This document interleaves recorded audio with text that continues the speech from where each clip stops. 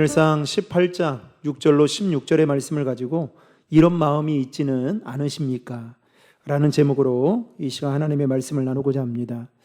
화면에 보시면 데이비드 리버만이 쓴 나에게 분명 문제가 있다라는 책이 있습니다. 그 책에 보면 사람들이 습관적으로 저지르기 쉬운 잘못된 행동들을 분석하고 그리고 그에 대한 해결책을 소개해주고 있는데 무려 77가지의 이야기가 이 책에 보면 소개되고 있습니다. 책에 실린 내용들을 인용하자면 사람들이 습관적으로 저지르기 쉬운 잘못된 행동 중에 이러한 행동이 있다라는 겁니다. 다른 사람들의 실패를 은근히 즐거워하거나 또는 맡겨진 일을 대충 처리하거나 그리고 항상 그럴듯한 핑계로 자기 행동을 합리화하며 사소한 일에도 쉽게 흥분하고 화를 내고 문제가 생기면 저절로 해결되기를 바란다라고 하면서 마지막 77번째 지적하고 있는 그 내용은 바로 이겁니다. 틀린 것을 알면서도 절대로 자기의 주장과 고집을 바꾸지 않는다는 것입니다. 이 책에서 데이비드 리버만이 가장 중요하게 바라보고 있는 것은 사람들이 쉽게 저지르는 잘못된 행동들에 대한 문제가 다른 사람이나 환경에 있는 것이 아니라 자신에게 있다라는 것을 강조하고 있습니다. 그런데 문제는 오늘날 많은 사람들이 자신에게 문제가 있다라는 것을 대수롭지 않게 여기고 또 그것에 대해 크게 문제시 여기지 않고 살아가고 있다라는 것입니다. 사실 이러한 모습은 신앙생활을 하는 우리들의 모습에서도 쉽게 발견할 수가 있습니다. 분명히 나에게 문제가 있는데도 불구하고 어떠한 이유인지는 모르겠지만 그것에 대해서 계속 주장하고 그리고 그것이 잘못된 것인지를 깨닫지 못하고 인식하지 못한 결과 오랜 시간 신앙생활을 하는 데 있어서도 믿음이 성장하지 못하고 성숙하지 못할 뿐만 아니라 하나님이 주신 은혜와 기쁨과 복을 누리는 데 있어서도 크게 제한을 받고 더 문제가 되는 것은 오랜 시간 동안 신앙생활을 하는 데 있어서도 성도들로부터 존경을 받지 못한다는 것입니다. 이것은 목회자인 저에게도 포함되는 일이라고 볼 수 있겠죠.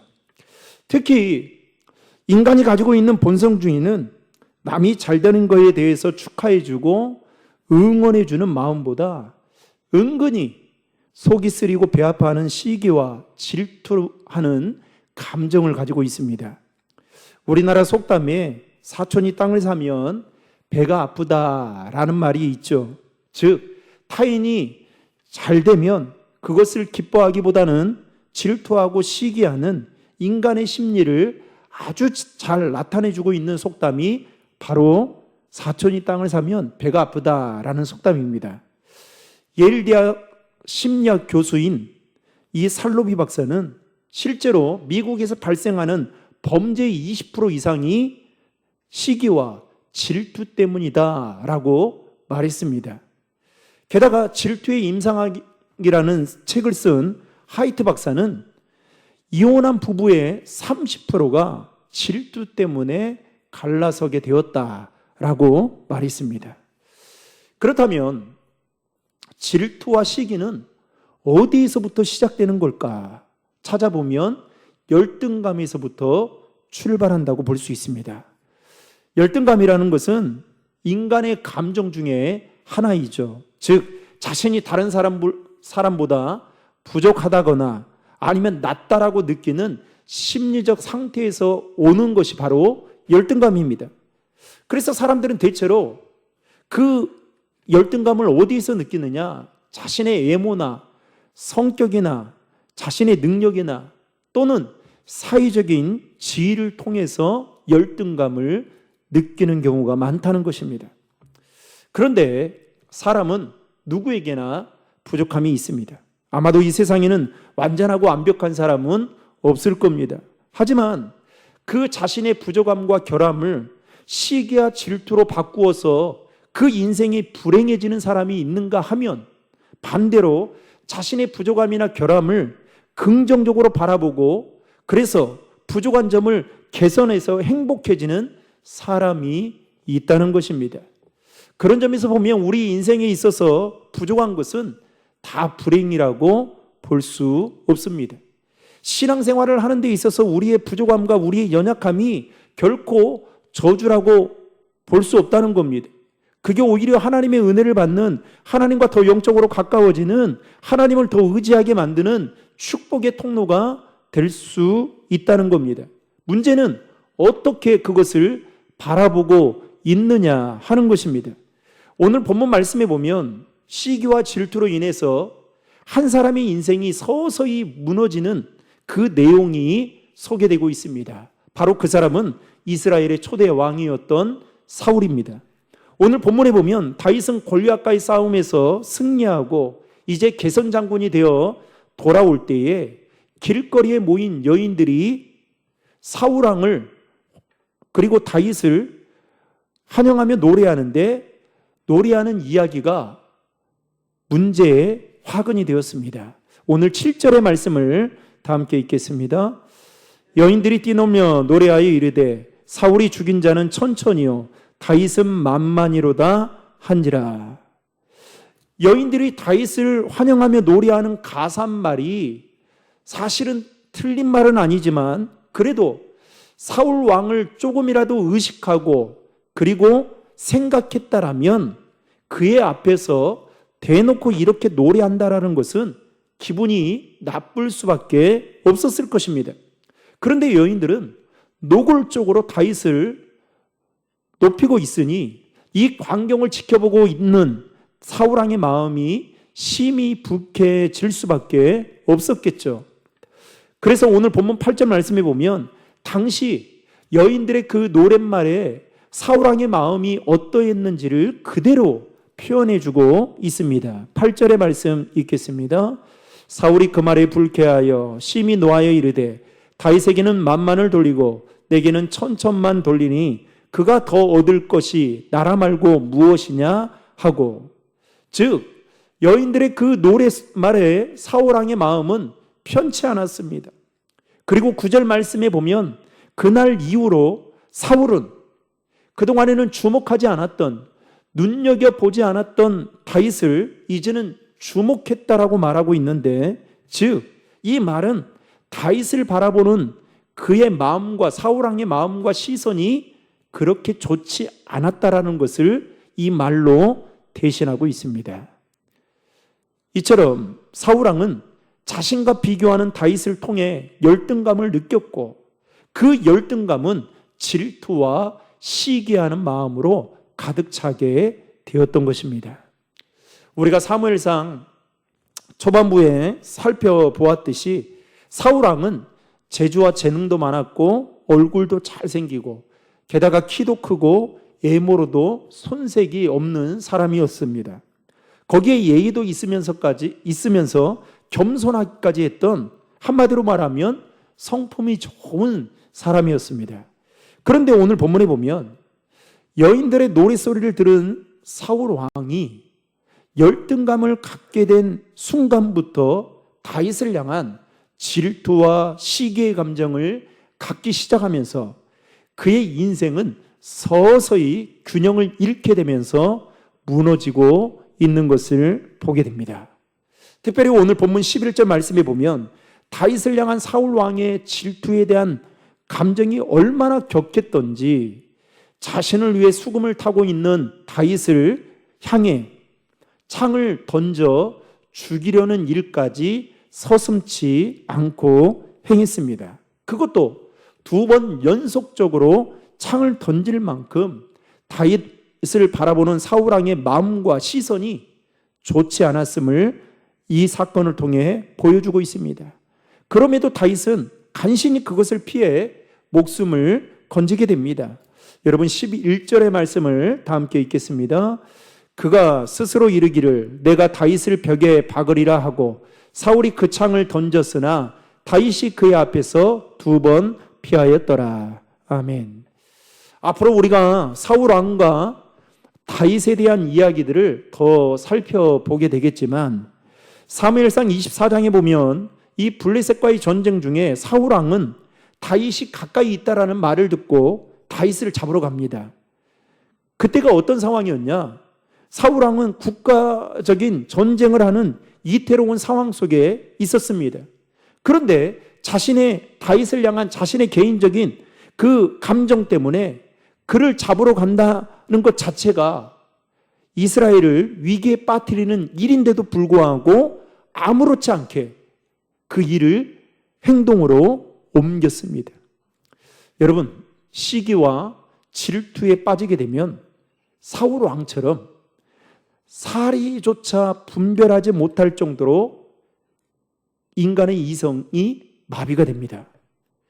그래서 바른 생각을 하지 못하게 하고 더 심할 경우에는 살인도 저지르게 만들 정도로 시기와 질투는 매우 무서운 것이라고 말할 수 있습니다.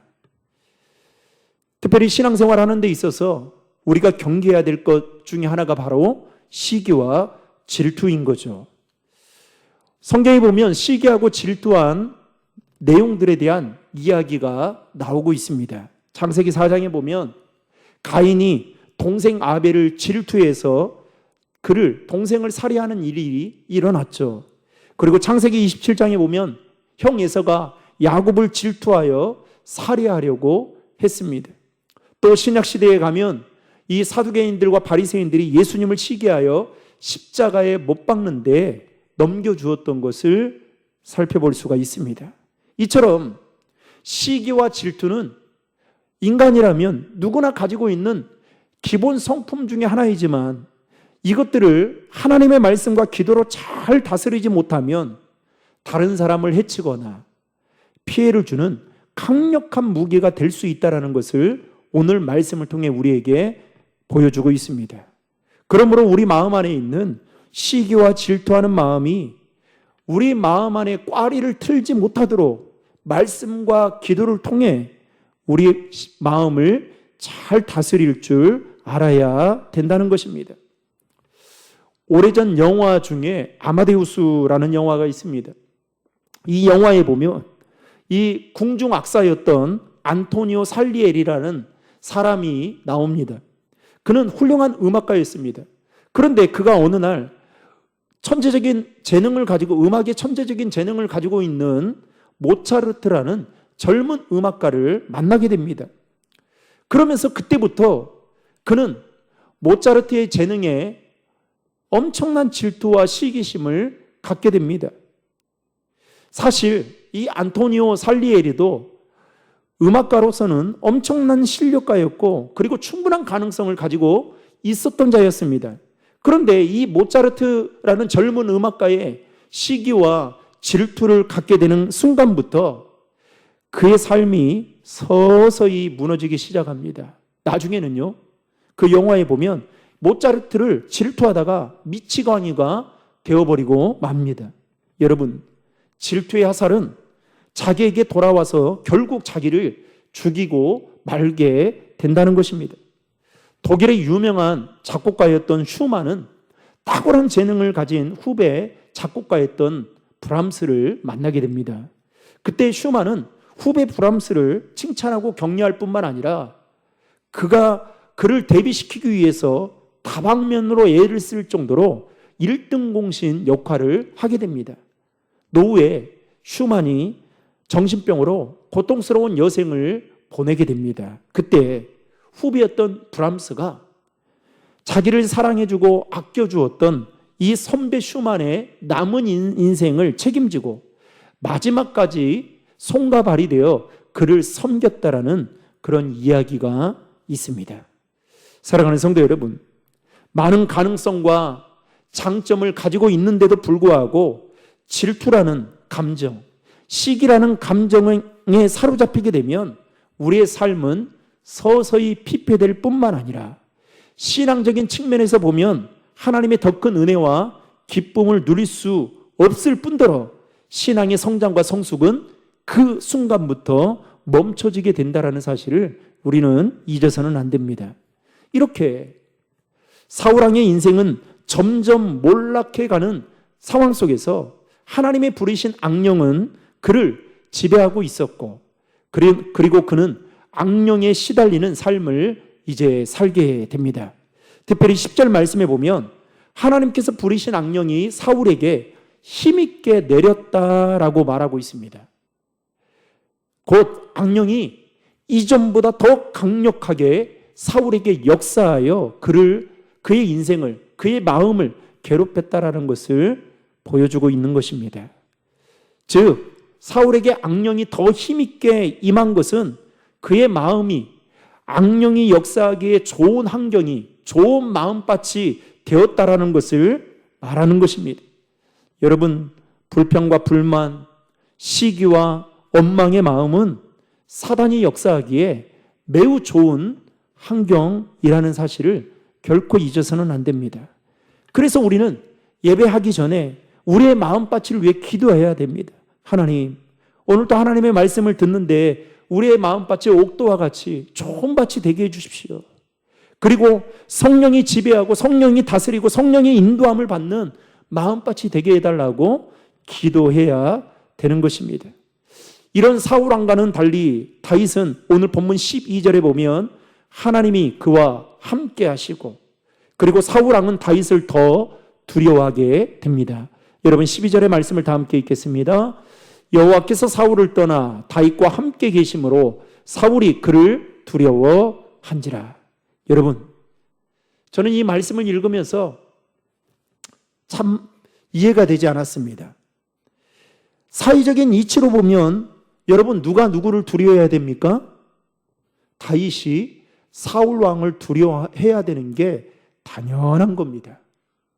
그런데 거꾸로 오늘 말씀해 보면 사울 왕이 다윗을 두려워하고 있습니다. 여러분, 왜일까요?